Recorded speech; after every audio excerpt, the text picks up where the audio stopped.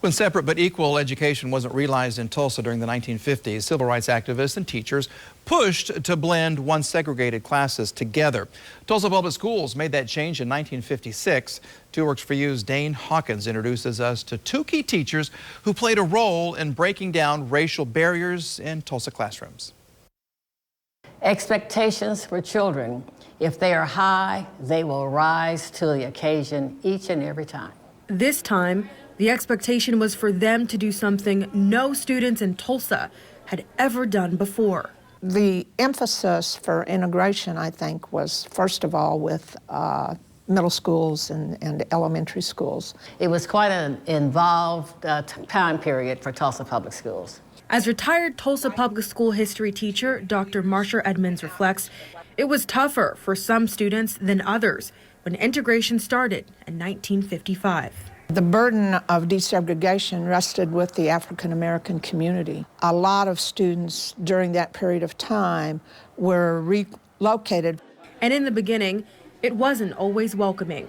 There were white students that, didn't want them. There were a few of those. But Tulsa Public Schools had a plan for that. There were counselors assigned to various schools that were called the adjustment counselors. One of those counselors was Dr. Wimberly. So it was very difficult, very intense, because usually there was something going on every day, a lot of fights going on between and among those students of different races. But Dr. Wimberly knew under her watch that wouldn't last. They don't come here with any hatred or any prejudices. Because she was determined to help students and parents unlearn prejudice and racism, even when she was met with resistance.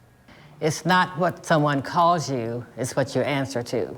So I never answer to any of those kinds of things that I would hear and overhear. As walls between students in her classrooms came down, it continued to inspire more teachers and counselors. It was the first year that Booker T was integrated, and they asked for volunteers from the white teaching cadre to volunteer to go to Booker T, and I was one of the volunteers that went there.